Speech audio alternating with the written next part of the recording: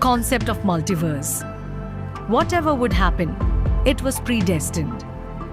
That is, the event will happen as it happened. The past cannot be changed. The events that will happen in the future will happen that way. No one can change the future. Whatever would happen, it was predestined. If we try to change the past or the future in any way, then we must understand that it was the same way. That was universal programming. As long as there was only one universe, this rule of universal programming followed. But after having multiple universes, the same event can happen in different ways in different universes. We can even say that to make these events happen in different ways, the universal programming is messed up. Different universes are created to fix it. Soham was the only son of our headmaster, proficient in studies, good at sports, handsome to look at, very polite in conduct and behavior. Everyone liked Soham very much. We, the three girlfriends of his, also liked Soham simultaneously.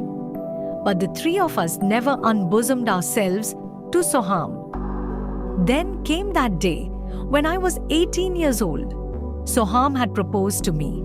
Then, at the juncture of youth, these sorts of feelings are very keen to everybody's mind. That very day was the happiest day in my life. It is indescribable to express the feelings of mine. Then a year passed. It was spent with great enjoyment, as if each and every day brings a type of heavenly bliss to me. I love Soham from the core of my heart. I used to feel a type of strange attraction towards him. Even after death, I could not free myself from that magical attraction. I died 7 years ago, at the age of 19. I died trying to save my boyfriend Soham. That day when I died, my parents cried a lot. Soham also cried a lot that day. He did not eat anything at night. That day I was sitting beside Soham with my subtle body.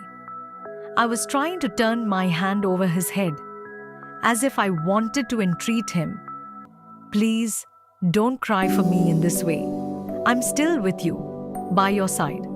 I will always be there with you. But Soham could not hear me.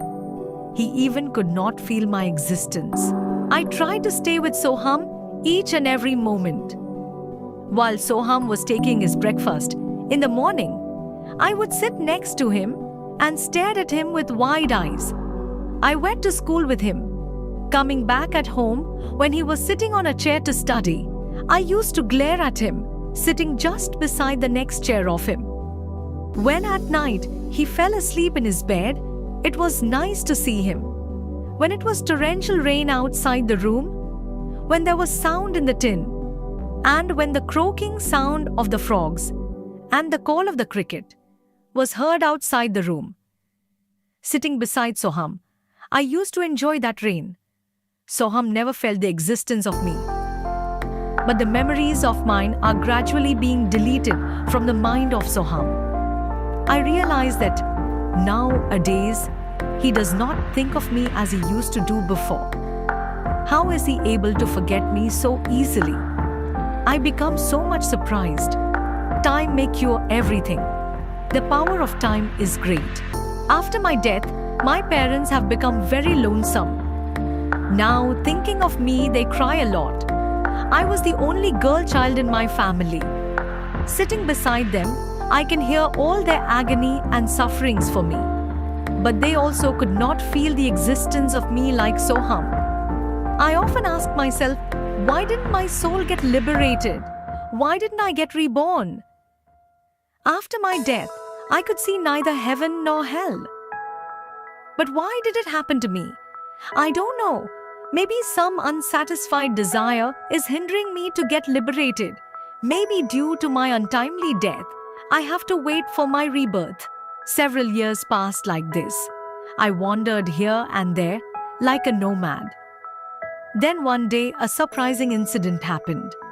I was sleeping on a branch of a small tree next to an old bamboo grove in our village.